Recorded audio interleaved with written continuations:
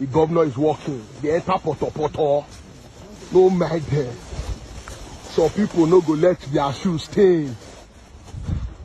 The governor is walking. A man that God has given to Edo people.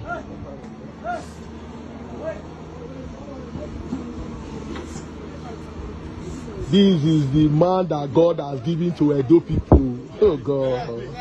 Akpako, may you live long for Edo people. Akpako, may you live long for Edo people. Akpako, may you live long for Edo people. Oh God. See what the governor they do.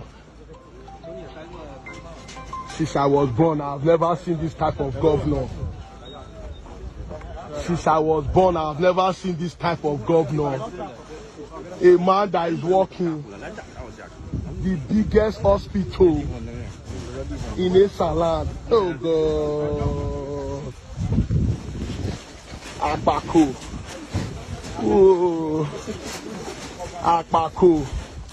10 months in office. See what things they do. What people know fit do for 8 years. Edo has finally carried last. Oh, okay. Edo State finally carried last.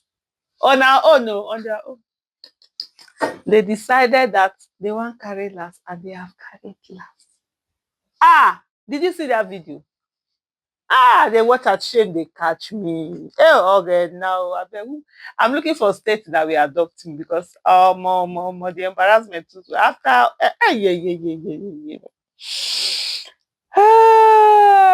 Let me just take a pause. So this is it. There's absolutely nothing wrong with going to inspect your projects, hands-on, you're being hands-on, you want to be at the project site, you want to check this thing.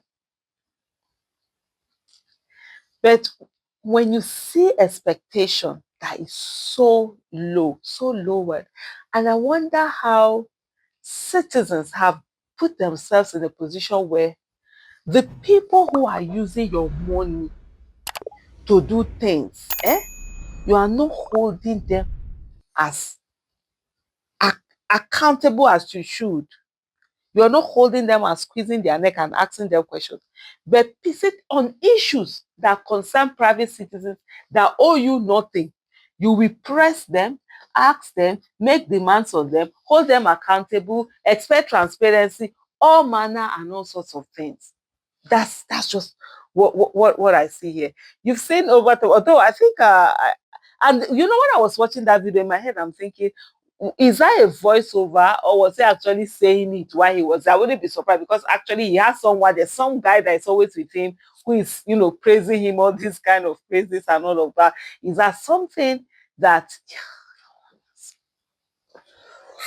I saw?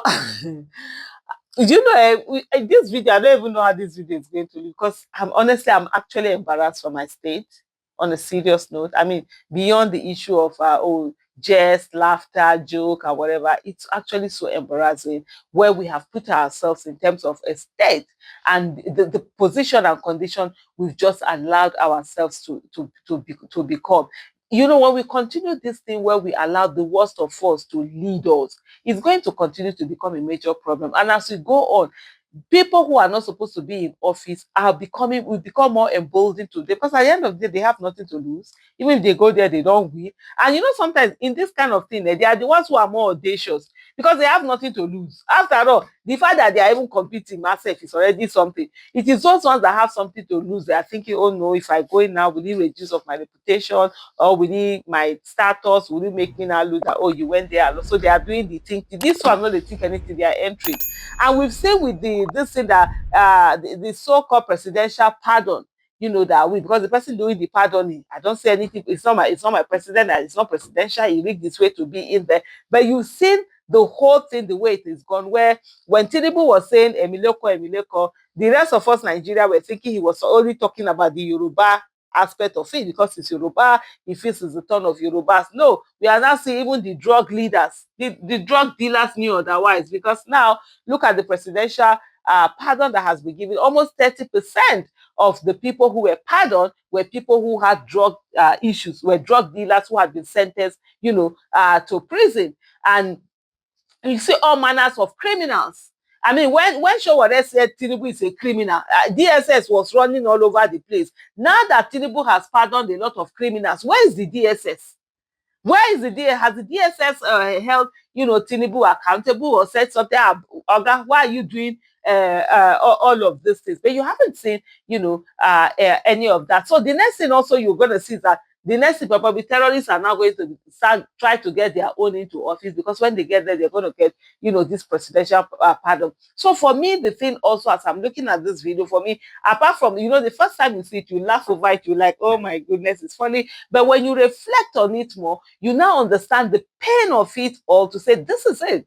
Governance is much more than you being a farmer. Like I said earlier, there's nothing wrong with it. It's, you can go and do inspection and all of that, but that is not governance. How is entering Potopoto now be the way that, it's almost this thing of an achievement that is out there? And then you begin to ask, what are the policies? And I see this always where most of the time, those who are in the executive, they always focus on these big projects, because at the end of the day, big projects are usually the way through which people are able to, how do I put this, siphon monies, inflate contracts. There are conduit pipes that are used for one thing or the other. But on the issue of policies and the things that need to be put on ground that are people-centric, that is going to make the lives of the people much more easier, and it's going to affect the people more, but which are things that you ordinarily might not see as they are working, they're usually silent on it.